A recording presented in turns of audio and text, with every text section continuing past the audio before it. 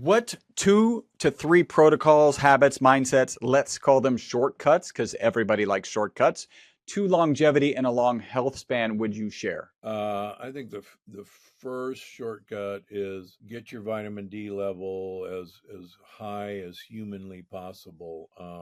There's very good correlation with vitamin D levels and longevity. A lot of it has to do with the intactness of the gut wall, and I think we don't spend enough time in longevity circles.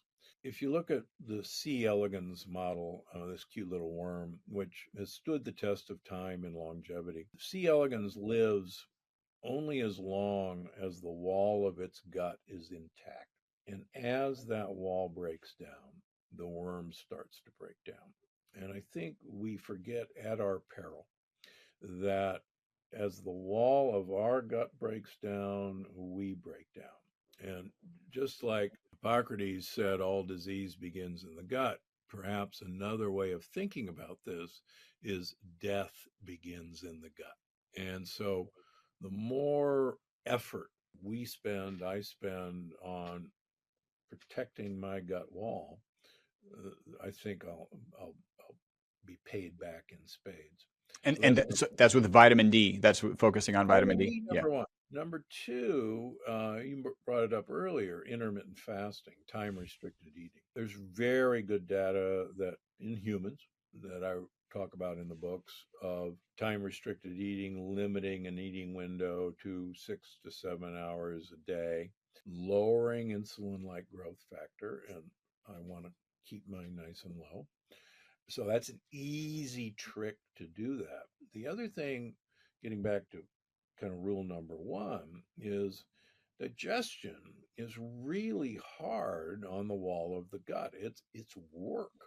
Mm. And we forget, I think, to our peril, that the more downtime we have for our gut in a 24-hour cycle, the more repair work that can be done. And I talk about the Mito Club. You got to have time to clean up the Mito Club. You got to clean up the beer bottles and all the trash.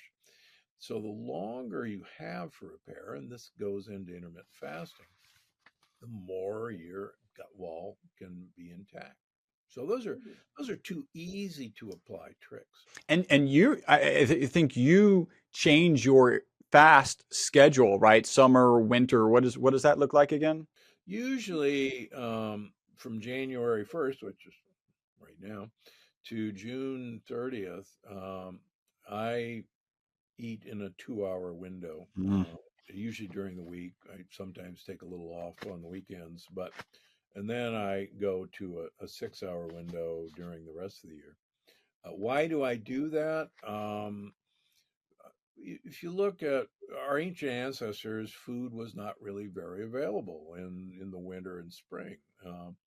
And we would go through cycles of feasting and fasting. And I like to duplicate that. I actually purposely try to gain about 10 pounds every summer and fall, and then I usually take it off every winter.